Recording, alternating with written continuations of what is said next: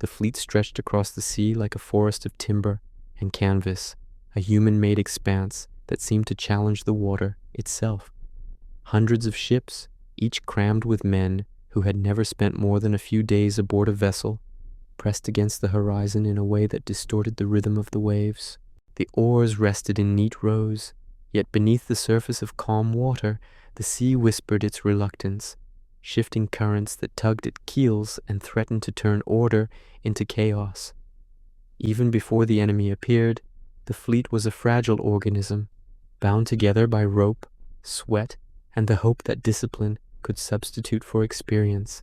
Rome had summoned this armada not from seasoned sailors, but from necessity. Farmers, laborers, soldiers recently recruited from the hills and plains had been pressed into service, their hands trained to grip oars, their bodies tested against the steady pull and release of repeated strokes. Sailors who had once labored in modest coastal trade now faced a task that dwarfed any port they had ever known. Discipline could teach them coordination, drills could instill timing, but neither could impart the intuition born of wind, tide, and the subtle resistance of wood upon water. The sea demanded more than obedience.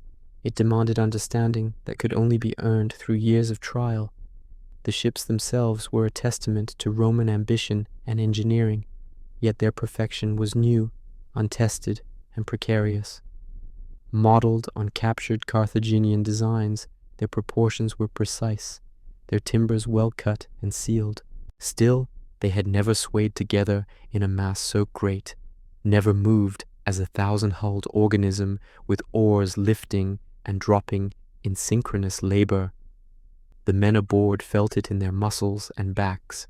The rhythm was exacting, the repetition exhausting, and the slightest misstep in timing could ripple outward to affect dozens of neighboring vessels.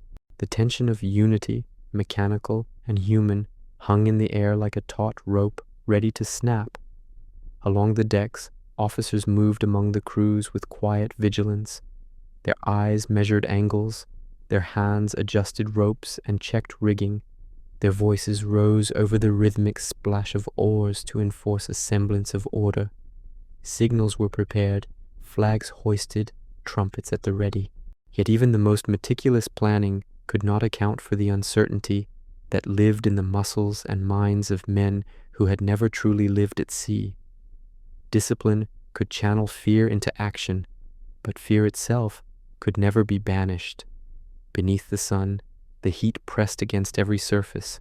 Leather straps chafed shoulders, calloused hands blistered, sweat poured into eyes and onto decks, turning the polished wood slick and treacherous. Rowers leaned forward, muscles taut, counting each stroke, each exhalation, as if survival depended on the rhythm alone. And it did. A missed stroke, a delayed command, or a moment of inattention could send a single ship careening into its neighbor, a collision that would cascade into disaster. The sea tolerated no mistakes, and the men knew it.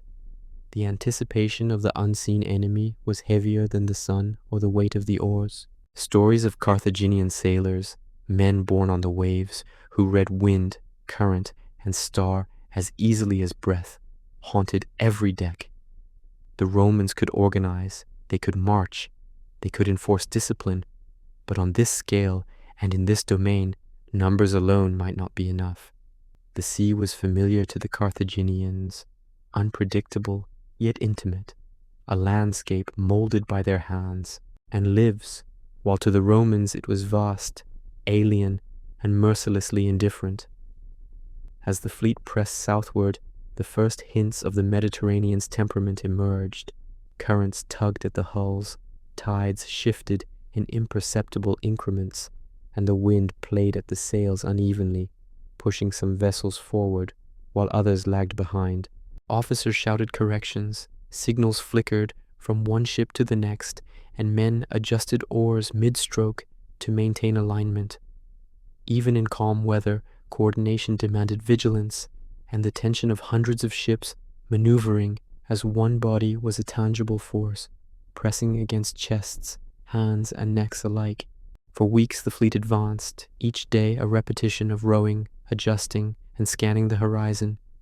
There were no sudden dangers, no storms to dramatize the voyage. Yet every day carried its own form of terror, the knowledge that the enemy could appear at any moment, that a single misjudged signal could unravel order, that exhaustion could transform even the most disciplined crew into chaos. Rome's gamble was not in battle alone, but in the slow accumulation of small errors, in the erosion of stamina, in the subtle ways that the sea tested every man. And then, finally, beyond the limit of sight, sails appeared.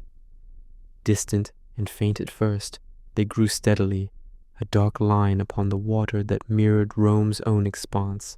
The Carthaginian fleet had emerged as silently as the horizon itself, its presence a reminder that the sea belonged to those who had lived upon it, who had measured it by instinct and habit rather than by calculation alone.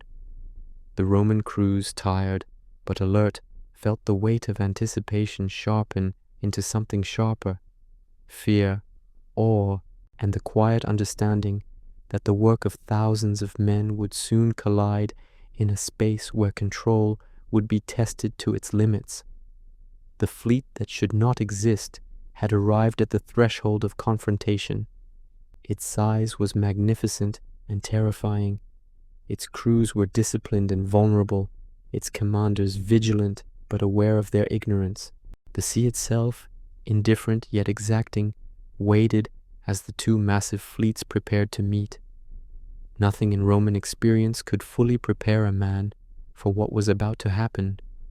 The horizon, once empty, now promised the impossible, the largest naval battle of the ancient world unfolding across water, wind, and human endurance. The Roman fleet moved forward as a single, uneasy organism, stretching across miles of open water.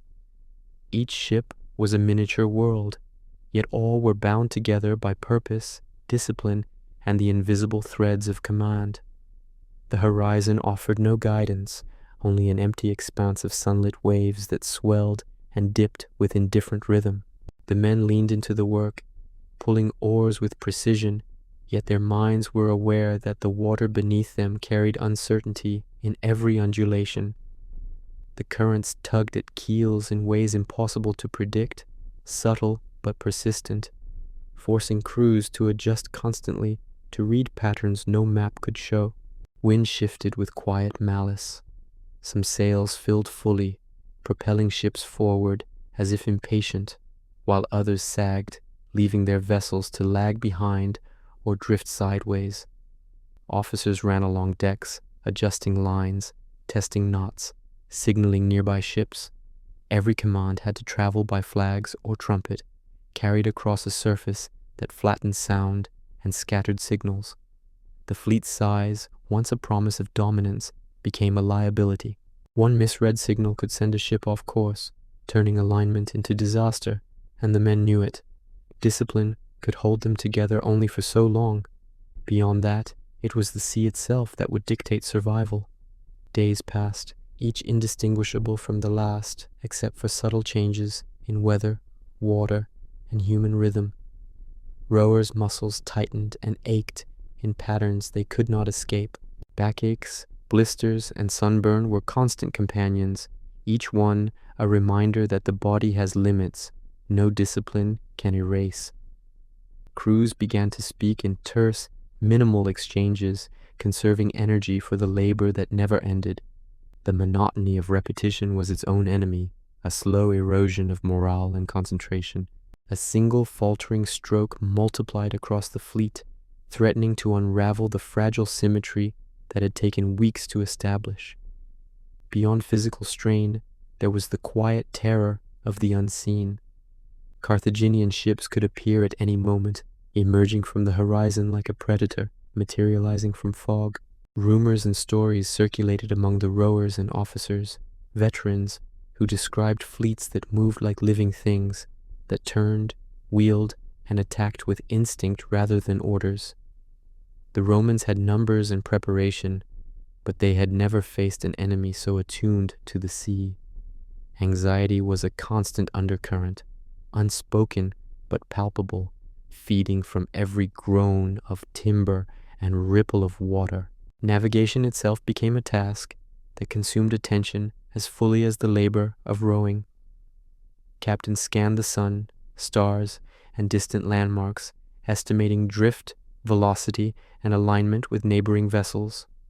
Mist or glare could erase distances, make signals invisible, and turn coordination into guesswork. Oars had to rise and fall with exact timing. Sails had to catch wind just enough to maintain course without causing a drift.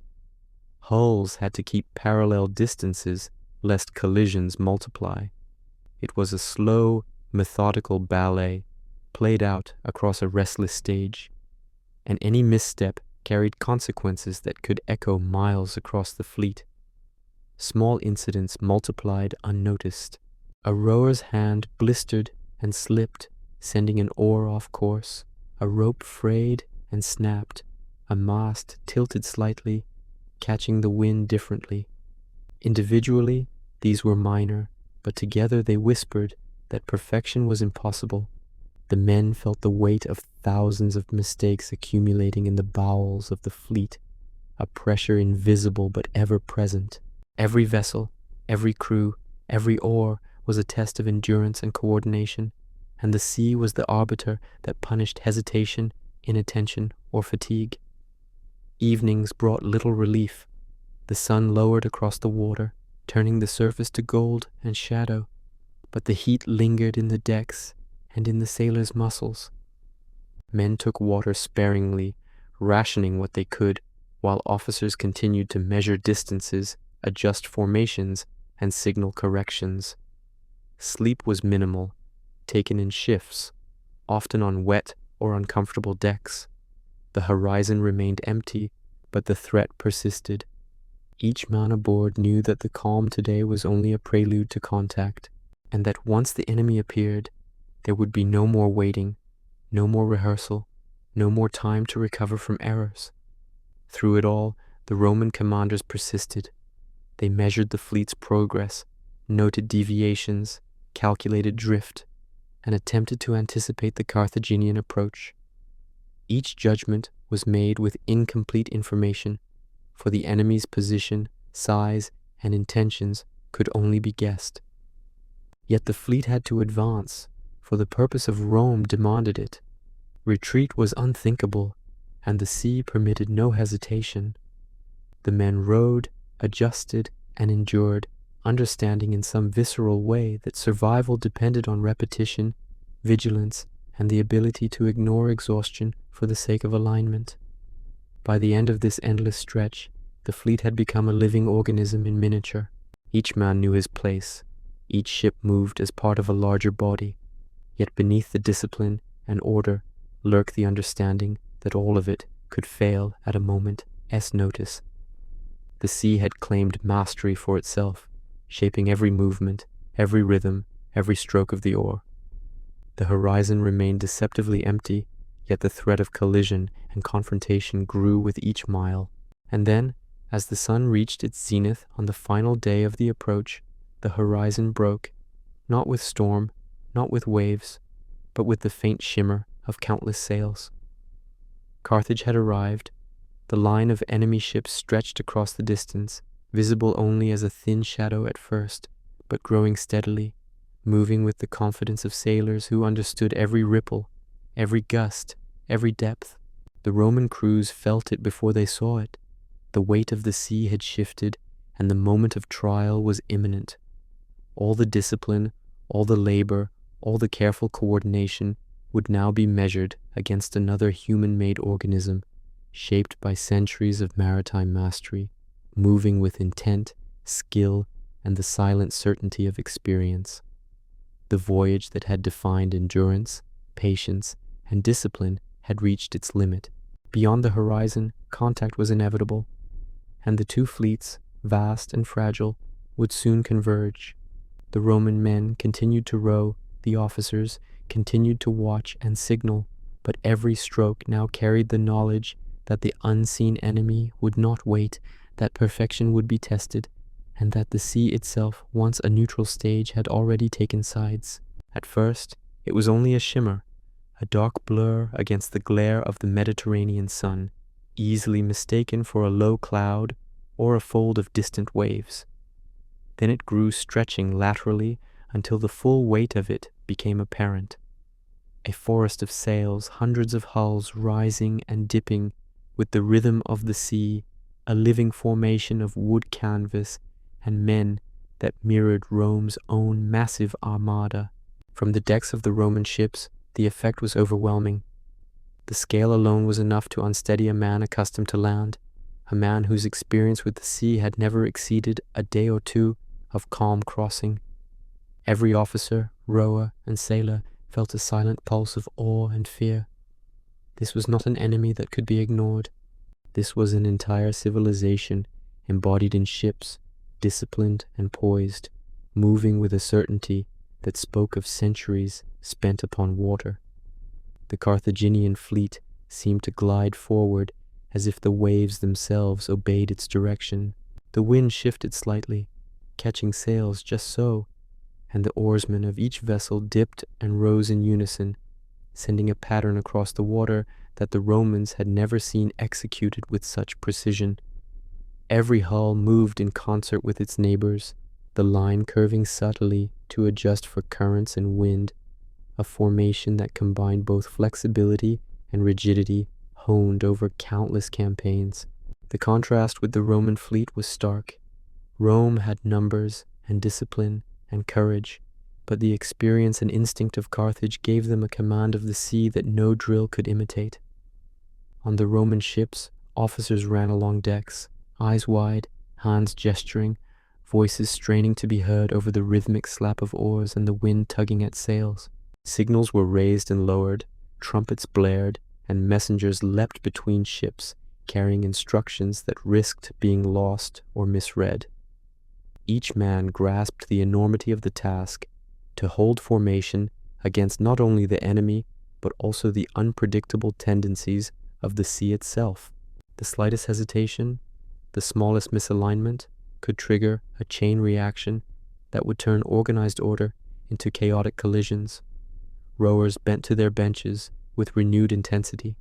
Their muscles burned, spines ached, hands blistered, yet they pulled with the knowledge that the enemy could strike at any moment. Sweat ran into eyes and down necks, mixing with salt from the sea, coating hands that gripped oars so tightly that veins stood out like cords. The work was physical, exacting, relentless. The horizon, once abstract, now bore consequences. Each pull of the oar mattered. Each coordinated movement could mean survival or disaster. The sea was vast, but the space between the fleets had shrunk to a corridor of tension and expectation. Sound traveled unevenly across the water. From a distance, the Carthaginian fleet was a low murmur, a blend of splashing oars, shouted orders, and the creak of timbers. As the two lines approached, the sound grew sharper, a chorus of effort and anticipation. The Romans could hear commands shouted in languages they did not know, see signals waving sails adjusting, and yet could not discern intent beyond the looming reality that these were men who belonged to the sea in a way they did not. Fear mingled with admiration, a recognition that the water was not neutral and that the enemy had the home advantage. For the first time, the men aboard Roman ships understood the scale of the endeavor that awaited them. The fleet they had built, enormous as it was, would be tested not by a single clash, but by the interaction of hundreds of vessels, each carrying hundreds of exhausted, nervous, and overworked men. Formation and maneuver were not academic exercises. They were lifelines. Each ship was a microcosm of order, discipline, and human endurance, yet it floated within a system far larger than any one person could control. The sea, the enemy, and the sheer mass of their own numbers combined to create a pressure that was almost tangible. Officers gestured urgently, attempting to refine positions, to tighten the wedge, to anticipate the first moments of engagement. They barked instructions, corrected errors, and moved along narrow decks with careful precision. Every decision carried consequences, too aggressive, and the fleet risked breaking itself apart, too cautious, and Carthage might seize initiative. The balance between caution and action existed in tension with the oarsmen's exhaustion, the creaking hulls, and the wind that shifted unpredictably across the water. It was a moment of fragile equilibrium where strategy met physical limitation and human fear. The first flags were raised from the Carthaginian ships, and the Roman crews caught sight of them. In the flutter of banners, in the waysails caught the light, in the disciplined sweep of oars, there was a silent declaration. The battle was about to begin. The fleet had moved across hundreds of miles of uncertain water, endured heat, fatigue, and monotony, only to confront the living embodiment of experience, skill, and instinct. The Roman men knew that there would be no retreat, no gradual engagement. Once the fleets closed the distance, every movement would demand precision, courage, and endurance beyond anything they had yet endured. And so the Mediterranean waited, as if holding its breath. The horizon no longer offered abstraction or emptiness, only the looming certainty of contact. The two fleets faced one another across a narrowing corridor of water, each hull, each rower, each sail poised to convert training, discipline, and fear into the crucible of battle. Rome's gamble had reached its limit. The experiment of a fleet assembled in haste, crewed by men unaccustomed to the sea, confronted a force whose mastery was absolute. The first moment of collision was still distant in minutes, yet it hovered in the minds of every man like a shadow, inevitable, relentless, and total. The moment for action had arrived, yet nothing moved with the suddenness one might imagine. The Roman fleet, vast and imperfect, pressed forward into the narrowing waters off Ecnomus, its wedge-shaped formation attempting to turn hundreds of individual vessels into a single, maneuverable body. From above, it might have resembled a single organism gliding across the waves, but from the decks below, the truth was chaos constrained by discipline. Every man, every oar, every sail a potential point of failure, every motion demanding concentration and endurance. Officers ran along the decks, their eyes scanning the horizon, their hands adjusting ropes, their voices rising above the constant slap of oars and the creak of timber. Signals were raised, trumpets blared, and messengers darted between ships to reinforce orders. Yet even the most meticulous instructions could not account for the subtle variation of currents, the uneven application of wind across sails, or the way fatigue subtly slowed the rhythm of rowers who had been laboring for days. Each vessel responded to orders imperfectly, a small deviation here, a lag there, enough to create tension in lines that demanded near-perfect alignment. The Carthaginian fleet mirrored the Romans with a discipline born of long experience. Their ships moved fluidly, adjusting for wind and wave, as if the Mediterranean itself flowed through their oars. Rowers lifted and dropped in unison, their timing precise, their anticipation almost instinctive.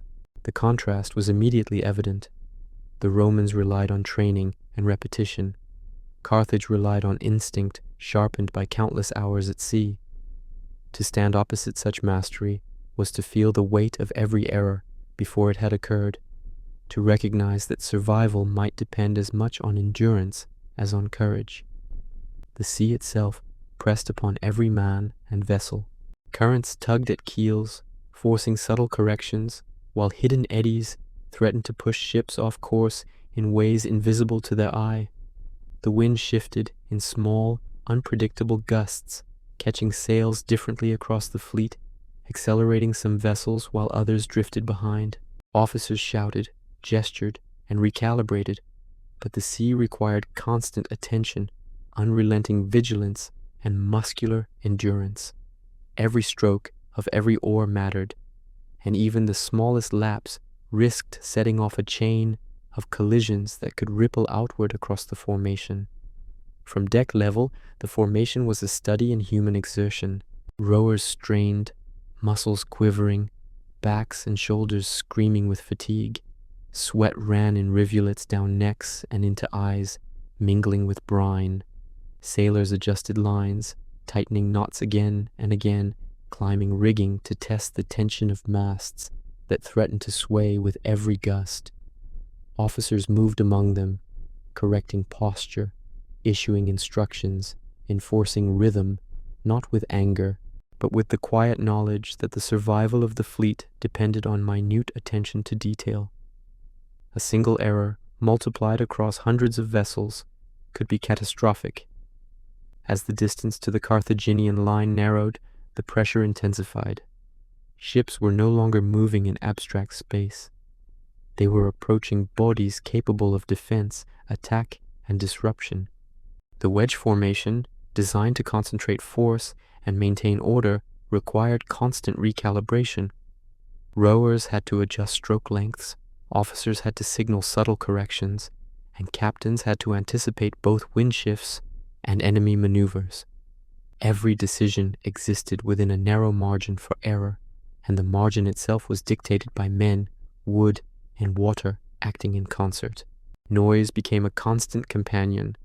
The slap of oars on water, the creak of strained timber, the wind tugging at sails, and the shouted commands of officers created a chaotic symphony.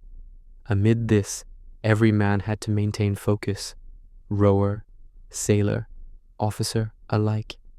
The smallest distraction, a lurching wave, a sudden gust, a misread flag, could trigger misalignment. Yet the fleet pressed forward, each vessel moving in concert as best it could, a testament to training and human endurance against the unpredictability of the sea. The first contact was still minutes away, yet anticipation crackled in every chest. Rowers gritted teeth, sailors held taut lines, and officers moved swiftly along decks, recalculating, signaling, observing. The sea, vast and indifferent, held them in a tense embrace, its surface both stage and arbiter. Every motion, every adjustment, every breath counted. Victory, if it came at all, would emerge not from sudden heroics, but from the careful management of rhythm, balance, and attention in the face of fatigue, uncertainty, and the raw mass of hundreds of men and vessels moving as one. The Roman wedge closed slowly toward the Carthaginians, compressing the corridor of water between them. From afar, it might have seemed orderly. From aboard, it was a struggle against both human and natural limits. Oars rose and fell in imperfect synchronization. Sails shifted with changing wind. Hulls creaked under the strain of holding line. The formation was as much a psychological construct as a physical one, a promise to men that they could act as a single entity, even as the sea tested their capacity to remain unified. Every man knew that soon the wedge would meet the enemy, that the controlled motion would give way to the raw unpredictability of contact, and that survival would depend on skill, stamina, and attention sustained to the last stroke. The stage was set. The wedge formation, the coordination of hundreds of vessels, the careful attention of thousands of men, and the inexorable advance across a restless sea all converged toward a single moment. The first collision of hulls, the clash of human effort against human effort, was inevitable. The Roman fleet had survived the voyage, endured days of wind, current, and exhaustion, and now faced the test for which all preparation had been made. The sea itself had observed, measured, and allowed only this final convergence, where order would meet chaos, where training would meet instinct, and where men would and water would collide in the largest naval engagement the ancient world had ever seen. The moment of contact arrived not with a single instant of clarity, but as a slow, escalating crescendo. Hulls drew closer, cutting through the Mediterranean with deliberate inevitability. From the decks of Roman ships, the distant shimmer of enemy sails had transformed into a mass of wood, canvas, and moving bodies, each vessel a potential weapon or hazard. The wedge formation pressed forward, oars dipping and rising, muscles straining, every man acutely aware that the first clash could decide life or death, order or chaos. The initial collisions were almost imperceptible, a bow scraping against a flank, a spar snapping under tension, oars splintering in the meeting of hulls. Yet the effect spread immediately. A single misaligned ship nudged its neighbor, which in turn veered into another, sending a ripple through the line.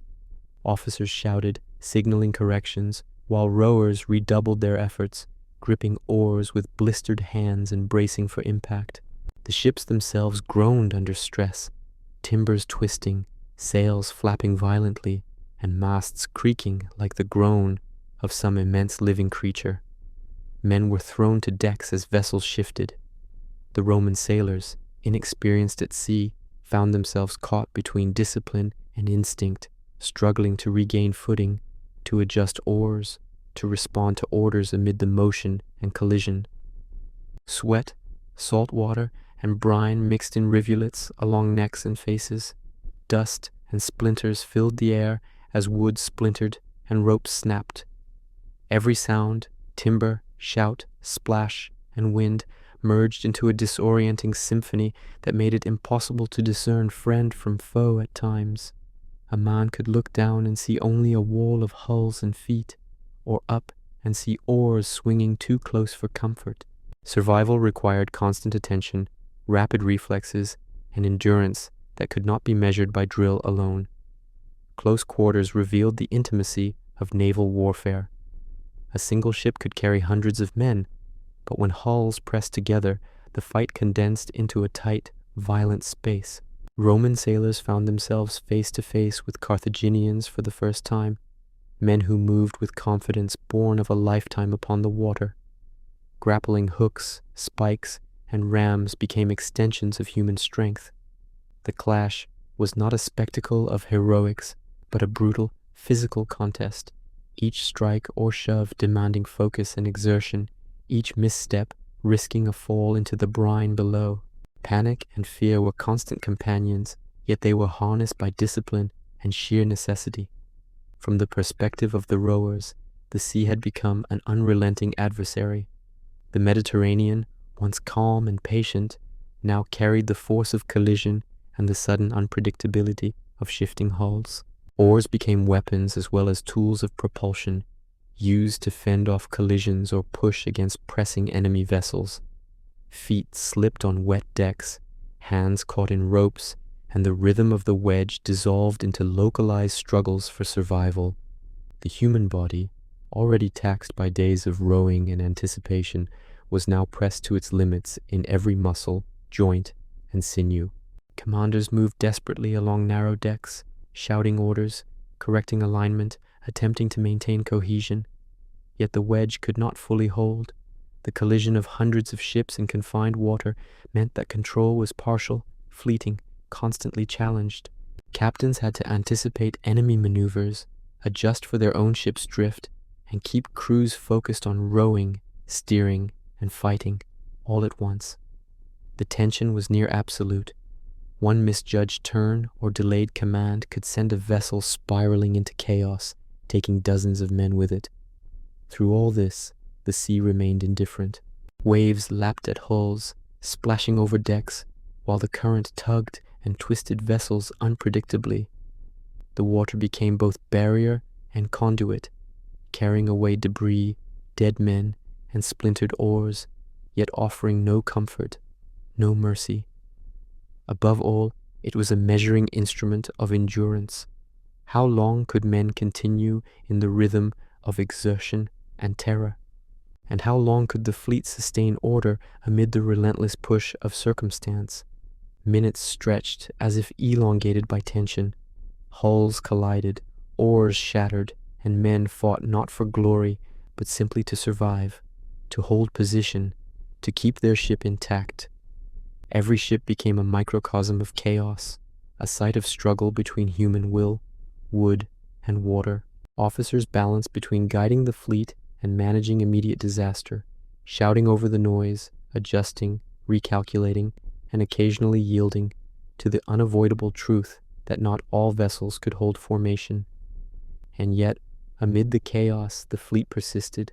The wedge, imperfect as it was, pressed forward. Roman sailors adapted in real time. Rowers adjusted timing instinctively. Officers improvised signals, and crews leveraged whatever skill and endurance they possessed. The collision, though destructive, did not yet decide the battle.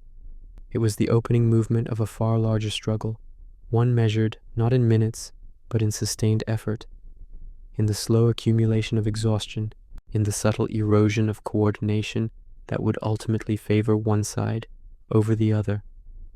The sea carried everything, the force of collisions, the cries of men, the creak of timber, and the bitter knowledge of what might follow. It was a living stage, indifferent and exacting, shaping every movement and measuring every exertion. The first collisions had demonstrated the limits of preparation and discipline, revealing both the vulnerability and resilience of men, ships, and strategy alike. The battle was underway, and the Mediterranean would claim neither favor nor excuse. Order, which had seemed almost tangible, began to unravel. The wedge that Rome had labored to maintain across miles of open water now faltered, each ship becoming a microcosm of chaos. The collisions of the first contact had revealed the fragility inherent in massed wooden vessels and inexperienced crews, and now, as the pressure of battle mounted, that fragility became evident in every creak of timber and every faltering stroke of an oar. The sea, which had been a corridor for movement, became a conveyor of disorder, carrying ships into unplanned collisions, pushing them sideways, and twisting formations into jagged lines that no officer could fully straighten. From deck level, the chaos was immediate and suffocating. Rowers gritted their teeth, muscles trembling from the endless exertion of both rowing and bracing against impacts. Hands slipped on oars wet with sweat and sea spray. Men tripped across decks, only to be caught in rigging or slammed into fellow sailors. The soundscape was a torrent. Splintering timber, shouted orders, the crash of hulls, the rhythmic splash of oars gone awry. In the midst of it, individual ships struggled to maintain cohesion, crews improvising with whatever skill they possessed, pulling oars at odd angles, catching ropes on broken spars, and leaning with the roll of the waves to keep from capsizing. Captains shouted and gestured with frantic energy, but signals were lost in the melee. A command issued to one ship could be missed entirely by another, and even those who saw the flags sometimes misread the intended adjustment. Drifted ships collided again, forcing crews into desperate grapples, boarding the enemy to stabilize themselves or seize the moment. The wedge, once a unified spear, now existed only in fragments, broken into pockets of struggle, each ship fighting its immediate battle with wind, water, and human limitation. Fear became as tangible as the oars themselves. The men felt it coiled in their muscles, rising in their chests, sharpening their awareness, yet threatening to fracture focus. Some rowed with blind determination, following rhythm rather than command, while others faltered, paralyzed by the sudden realization that a misstep might send them overboard or into enemy hands. Officers, themselves exhausted and tense, moved as quickly as possible between posts, enforcing alignment, correcting errors, and attempting to anticipate collisions before they occurred. It was a battle of coordination and endurance, a test of attention that extended to every sense. The sea exacted its own influence, indifferent to the human struggle. Currents and eddies that had been minor irritants during the approach now threatened to turn ships sideways, exposing flanks to rams or crushing against neighboring hulls. Waves lifted bows and sterns unevenly, throwing men off balance and challenging the timing of oar strokes. The very surface of the water became a tool of disorder, amplifying fatigue, stress, and the fragile cohesion of the fleet. Ships that had maintained alignment for hours now veered unexpectedly, creating gaps that the enemy could exploit and forcing neighboring vessels to respond in hurried improvisation. Amid this unraveling, small acts of initiative determined the difference between disaster and persistence. Rowers corrected strokes instinctively, sailors reinforced broken spars, and officers recalculated formations in real time, adapting to the unpredictable motion of both ships and sea. Survival became more immediate than strategy. Men fought not to advance the wedge or secure tactical advantage, but simply to remain upright, afloat, and coherent. The battle was no longer a contest of planning. It was a contest of endurance, coordination, and adaptation to continuous, compounding chaos. Grappling and boarding became common where ships collided. Sailors leapt onto neighboring vessels to stabilize them, to fend off enemy boarding, or simply to avoid being crushed. Every human interaction was intense and immediate, a negotiation with physics, wood, water, and fear. Crews were forced to act as one within each ship, yet the fleet as a whole existed in a state of fragmentation. The Mediterranean, once a corridor, had become a crucible, separating the organized from the disorganized, the enduring from the exhausted, and the alert from the overwhelmed. Through the relentless pressure, the Romans continued to press forward. Pieces of the wedge had broken, yet the fleet remained a living body, imperfectly coordinated, pushed by muscle, sweat, and determination. The enemy, skilled and experienced, exploited the gaps, pressing with rams, flanking maneuvers, and precise boarding. The battle had moved beyond diagrams or plans. It existed entirely in real-time reactions, in human stamina and ingenuity, measured against the sea's indifference. By the end of the day's fighting, the fleet had transformed. What had begun as an ordered spear into the enemy line had become a dispersed organism, each ship operating as a semi-independent unit within the chaos of wind, wave, and enemy aggression. The Romans had endured, adapting as best they could, yet the costs were immediate: shattered hulls, broken oars, injured men, and exhausted crews. Order had been a fragile illusion, and the sea had exposed its limits, forcing the fleet and its men to confront the full weight of maritime warfare, unpredictability, endurance, and the human cost of maintaining cohesion under relentless pressure. The Mediterranean, for all its beauty and calm, had revealed its capacity for havoc. It had measured the limits of Roman preparation and imposed its own authority on every man and vessel. And even as the day drew to a close, the battle continued, not in neat lines or formations, but in scattered, desperate efforts to survive and maintain enough cohesion to remain a fleet at all. The war on the sea was no longer theoretical. It had become immediate, personal, and inescapable. The chaos persisted, but now something began to shift. Where confusion had reigned, a grim calculus of numbers slowly asserted itself. Roman ships, though battered and misaligned, pressed forward with relentless mass. Every hull that remained afloat, every rower who held their grip, added to a force too great for the Carthaginians to ignore. The Mediterranean, indifferent to either side, now became the medium through which the sheer scale of Rome's enterprise began to tip the balance. One vessel could be turned aside, two could be outmaneuvered, but hundreds moving together, even imperfectly, exerted pressure that demanded response. Rowers, muscles screaming from hours of exertion, drew on reserves they did not know they possessed. Blisters split, backs arched in pain, and hands went numb gripping oars, yet they continued, compelled by instinct, command, and the knowledge that the survival of their ship, and perhaps of nearby vessels, depended on each stroke. The rhythm of thousands of oars, though imperfect, became a rolling pulse, a heartbeat of the fleet that could not be ignored. Carthaginian captains noticed the relentless tide, the persistent closing of the wedge's remnants, and began to adjust, but even seasoned experience struggled to counter the unyielding mass pressing against them. The battle itself had become fragmented, yet cumulative. Individual ships fought their own desperate struggles, Yet each success or failure rippled outward. A ship that held its position and repelled enemy boarding freed others nearby to regroup or press forward. One vessel's collapse could threaten a neighbor, but one vessel's endurance could stabilize several. The sea transformed into a stage on which the geometry of numbers became as deadly as any ram or sword. Each man felt it instinctively. Survival was no longer only about immediate exertion, but about persistence, collective endurance, and the way human bodies and wooden hulls multiplied their effect through sheer repetition.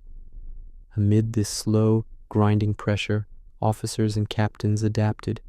Formations could not be perfect, but they could be sufficient. Shouts and signals were simplified, adjustments localized, corrections focused on clusters of ships rather than the fleet as a whole. Men were forced to act as mini-units, drawing cohesion from proximity and necessity rather than strict diagrammatic order. The Mediterranean, still indifferent, allowed these pockets of order to coalesce and apply weight against the Carthaginian line, and the effect was cumulative. A ship pressed from one side, another on the opposite flank, and the enemy line began to bend, if only slightly, under relentless physical pressure. The human toll was visible in every movement. Rowers' arms trembled, chests heaved, sweat and brine stung eyes and skin. Sailors climbed rigging to adjust canvas, replaced broken oars, or reinforced damaged hulls. Officers ran along decks, correcting errors, signaling new maneuvers, and calculating constantly how the sheer persistence of Roman effort could be leveraged. The fatigue was absolute, but it was mitigated by purpose. Every man knew that endurance now mattered more than skill, that the fleet AES collective mass could overcome the experience of the enemy if it could be maintained even imperfectly long enough. Collisions continued, but now they were not simply moments of panic or chaos. Each contact tested the enemy's strength, and each resolved struggle contributed to the slow attrition of Carthaginian coordination. Boarding parties grappled for brief moments, then disengaged to maintain the rhythm of rowing. The sea, ever indifferent, carried away the dead, the broken spars, and the wreckage, allowing the living to press forward again and again. The battle became a test of persistence rather than flash, a prolonged measurement of stamina, coordination, and willpower that could stretch men and timber to their breaking points. From the water's surface, the effect of the Romans' numerical advantage became visible. Gaps in the Carthaginian line widened under persistent pressure, while vessels caught in collisions were gradually pushed aside. Small winds aggregated into larger, almost imperceptible shifts. The mass of Roman hulls pressed relentlessly, absorbing losses but exploiting every success, and the sea became a medium through which quantity exerted its own kind of force. Human strength, guided by discipline, endurance, and coordination, even if imperfect, was beginning to shape the outcome. By the day's end, the fleet had not achieved decisive victory, but it had transformed the battle. Confusion remained, exhaustion remained, but the Carthaginian line bore the mark of relentless pressure. The Mediterranean, which had once seemed neutral and daunting, now served as a conduit for Roman persistence. The men understood it instinctively. Survival was still fragile, but persistence, collective effort, and the unrelenting application of human labor and timber could turn chaos into advantage. Rome's numbers, multiplied by endurance, had begun to shape the contest, and the outcome, though uncertain, was now contingent on human effort as much as skill or instinct. The fleet pressed on, battered yet unbroken. The wedge, though fragmented, retained its deadly potential, and the Carthaginians felt the pressure of a force they could not ignore. The sea had measured human resilience, tested both fleets, and allowed the Romans to leverage their mass. Still, the horizon was far from resolved, and the Mediterranean would demand every ounce of strength, coordination, and courage that remained in the men wood, and sails. The slow tide of numbers was turning, but the cost was etched in every strained muscle, every splintered hull, and every breath drawn amid wind, spray, and relentless exertion. Silence followed the relentless roar of exertion and collision. The Mediterranean, once alive with the synchronized pulse of thousands of oars and the chaotic clash of hulls, now stretched calm and indifferent under the afternoon sun. The water carried only debris, drifting bodies, broken spars, and the remnants of shattered ships. The scent of salt, sweat, and blood mingled in the warm breeze, a subtle yet omnipresent reminder of what had transpired. Across the expanse, survivors clung to wreckage, some too weak to lift themselves from the waves, others trying to reach the nearest intact vessel. Ships that remained afloat bore the marks of their struggle. Timbers were splintered, sails torn, and oars broken or missing. Crews, exhausted to the point of numbness, leaned against rigging, collapsed on decks, or sat in silence, muscles quivering, lungs heaving. Officers, once moving urgently among their men, now paused to survey the devastation, to account for losses, and to issue what practical orders remained. Even the act of standing or gripping a rope demanded effort beyond ordinary endurance. The sea, having exacted its toll, now seemed almost mercifully still, yet it was a calm filled with memory and consequence. Survivors clung to floating timbers, some improvising rafts from debris, others using oars or spars to remain buoyant. Their hands were raw, muscles trembling, lips cracked and parched. Salt water stung cuts and abrasions, and the bodies of the fallen, both Roman and Carthaginian, floated among them, grim reminders of the price of error or misfortune. Conversation was minimal, restricted to instructions, encouragement, or desperate reassurance.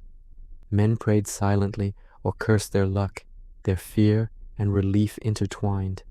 Every action, no matter how small, carried weight, pulling a wounded man from the water, guiding a broken vessel to safer waters, or simply keeping one's own body afloat.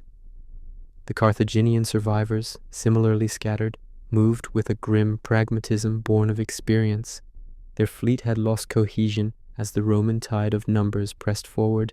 Many vessels drifted apart, damaged or unmanned, yet crews who could manage still navigated to regroup with allies or reach shore. The Mediterranean, which had once been their dominion, now became an impartial stage for survival. It did not care for skill, bravery, or loss.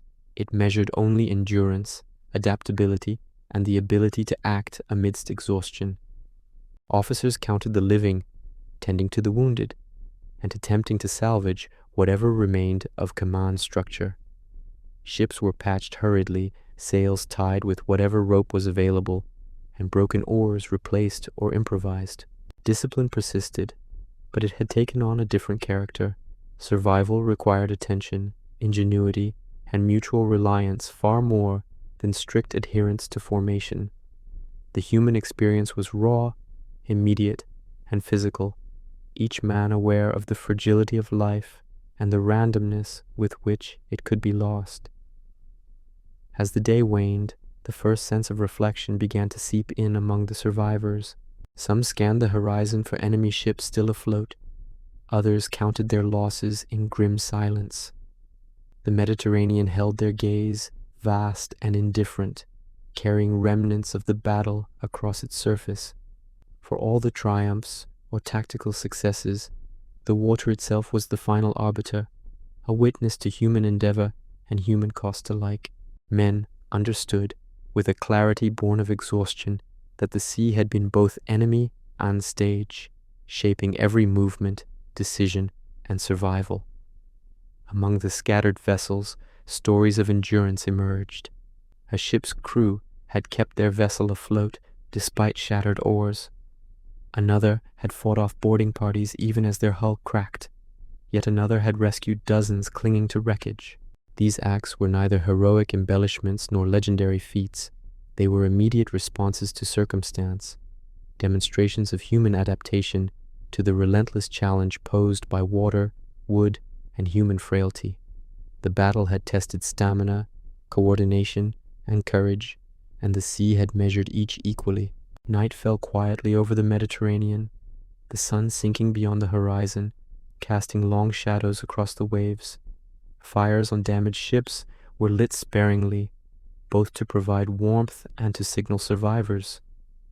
The water reflected the dying light, turning each ripple into a miniature mirror of human endeavor and loss. The fleet that had emerged from the approach intact, that had pressed forward against a disciplined and skilled enemy, now existed in fragments, still alive, still floating, still measured by human endurance against the indifference of the sea. In the silence of the night, amid the scattered and exhausted survivors, the human consequences of the battle became clear. The Mediterranean had taken its toll, demonstrating the relentless cost of maritime warfare, exhaustion, fear, loss, and the tenuous grip on life. Yet it had also borne witness to resilience, adaptation, and the slow assertion of persistence over skill and experience. The stage was calm, but the weight of what had occurred remained heavy in every body, every mind, and every timbre of the surviving vessels. The sea had been both judge and arbiter, and in its quiet aftermath it demanded reflection on the endurance, courage, and fragility of those who lived upon it. The Mediterranean returned to its indifferent rhythm, as if the chaos of men and timber had been a temporary disturbance on its eternal surface. Yet for those who had survived, the memory of the battle lingered in every ripple, every gust of wind, every creak of hull. The sea had tested them, claimed the exhausted, and carried the wounded and the dead alike. Its currents had redistributed lives and destinies with impartial precision. Rome's victory, hard-earned and incomplete, was measured not only in tactical advantage, but in human endurance and the price exacted by water, wood, and men. Survivors drifted among wreckage, some clinging to timbers, others pulled themselves onto vessels that had survived the worst. The immediate effort to remain afloat had passed, leaving in its place a profound awareness of the fragility of their condition. The sun beat down on tired faces, muscles still quivering from exertion, as men realized the scope of their ordeal. The sea, which had been an enemy, a challenge, and a medium for strategy, now became a mirror reflecting the cost of ambition and the vulnerability inherent in maritime warfare. Every scarred deck, every splintered mast, every salt-crusted sailor testified to the relentlessness of the waves. Commanders surveyed the remnants of the fleet with eyes sharpened by fatigue. Some ships were repairable, others irreparably broken. Supplies were scattered or lost entirely, and many men had been cast into the water, carried away by currents, leaving their fates uncertain. Officers began the slow, painstaking process of reassembling what remained, prioritizing vessels that could still move, redistributing exhausted crews, and salvaging oars, sails, and rigging wherever possible. Even in victory, order was incomplete. The sea had imposed its own logic. Not all preparation, not all discipline could override its influence. The human consequences were immediate and palpable. Rowers and sailors, weakened by days of exertion and near constant fear, leaned against whatever support they could find. Hands and shoulders were raw, backs arched with pain, and minds still processed the chaotic sensory overload of collisions, splintered wood, and shouted commands. Some men drifted in silence, staring at the calm horizon, struggling to reconcile the relief of survival with the loss of comrades and the enormity of what they had endured. Even the officers, accustomed to authority, acknowledged the limits imposed by the human body, by exhaustion, and by the unforgiving environment of open water. The sea itself continued to shape the aftermath. Currents carried debris and bodies alike, distributing them unpredictably, a reminder that the water claimed its own measure of justice. The survivors became acutely aware of the arbitrariness of proximity and luck. One ship, unscathed, could rescue dozens of men, while another, only slightly damaged, might drift alone with only a handful of exhausted sailors. The Mediterranean had preserved some, punished others, and remained indifferent to human calculations. Amid the wreckage, small acts of endurance defined the human story.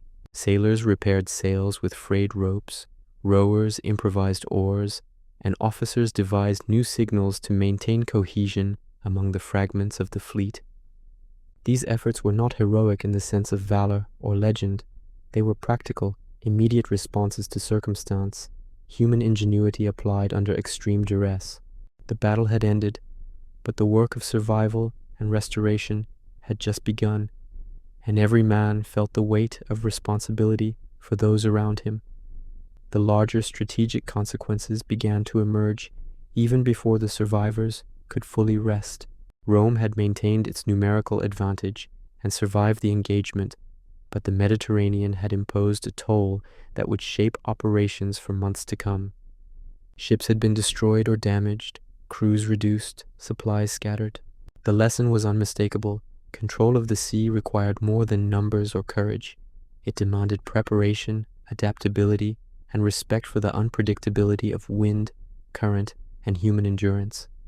The water had rewritten expectations, and those who survived understood that mastery of the sea was as much about humility as it was about ambition. By the time the sun set, casting long shadows over a calm but scarred sea, the survivors had begun the slow, careful work of regrouping.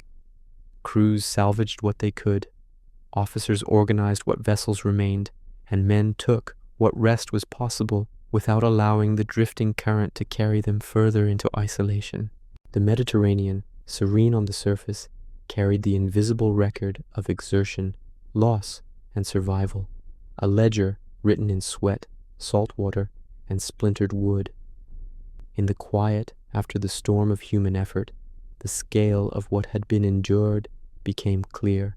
The sea had been the ultimate arbiter, testing discipline, endurance, and coordination, punishing misjudgment and inexperience, rewarding persistence and improvisation. The battle had transformed men, reshaping their understanding of what survival required on the water. They had faced the limits of human preparation, and the lessons were etched in every ache, every scar, and every silent glance across the expanse of water that now reflected the memory of conflict. Rome had won, but the Mediterranean remained sovereign. Its waves had shaped the battle, measured the strength and resilience of men, and imposed consequences that extended far beyond any tally of ships sunk or captured. The survivors, fatigued yet alive, understood that mastery of the sea was never complete, that human effort was always provisional, and that the water, patient and indifferent, would always demand respect. The aftermath was a lesson in endurance strategy and humility, a reminder that the sea was as much a participant as any fleet, and that survival required not only skill and courage, but persistent, unwavering attention to the forces both human and natural.